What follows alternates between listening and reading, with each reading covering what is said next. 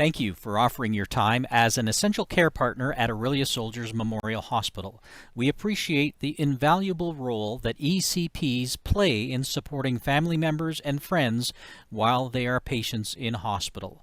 We hope you find your time as an ECP to be both valuable and rewarding, and we appreciate any feedback you would like to share with us to improve our program.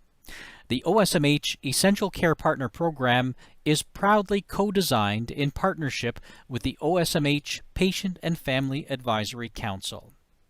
Welcome to the Infection Prevention and Control module for Essential Care Partners.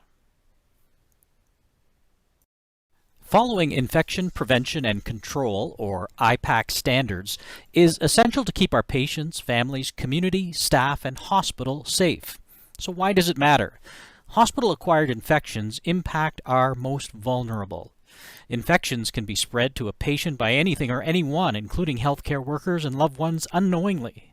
The potential negative impacts can be severe, including longer lengths of stay, prolonged use of antibiotics, and possible death.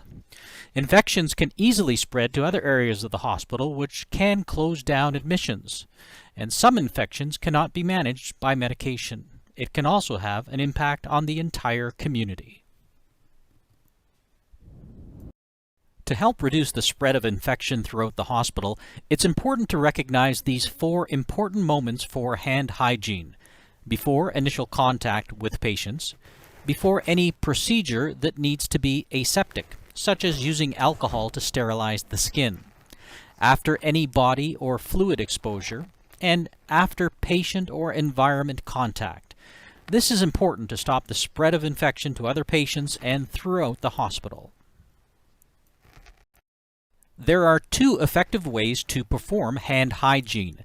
If your hands are visibly soiled, use soap and water. If your hands are not visibly soiled, alcohol-based rub is very effective to decontaminate your hands. Alcohol-based rub is available throughout the hospital and should be used whenever you are entering or exiting a unit or patient room or have had contact with a surface such as a handrail, a countertop, or an elevator button.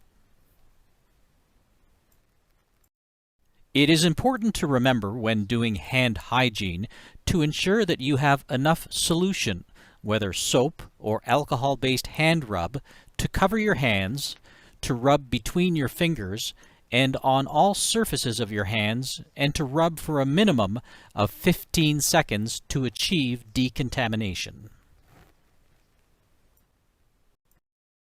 Hand hygiene with soap and water follows the same principle. It is important to remember when using hand hygiene with soap and water to turn off the taps with a covered surface or the paper towel used to dry your hands. This ensures that you do not contaminate your hands again after performing hand hygiene.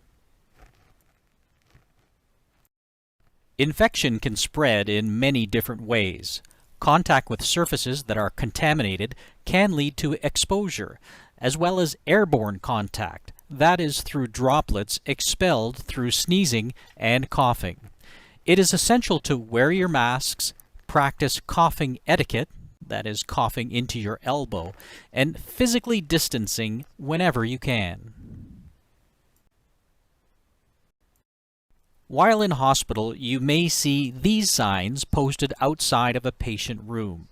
If you do, please connect with the nursing staff or the team on the unit and ask what they mean and what is required to ensure your safety, your patient safety, and staff safety. There are different kinds of personal protective equipment, or PPE, that must be worn at different times.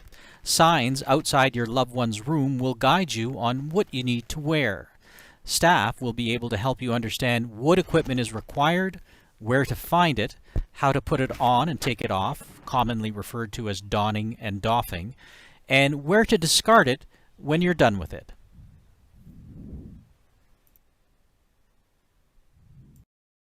Once in hospital, we will be reviewing together with you how to properly put on your surgical mask, as well as take it off, and how to care for it between use. As an essential care partner, you will need to ensure you have a surgical mask, not a cloth mask. You will also need to abide by the isolation signs posted outside of your loved one's door. Connect with staff on the floor if you are not sure what the signs mean.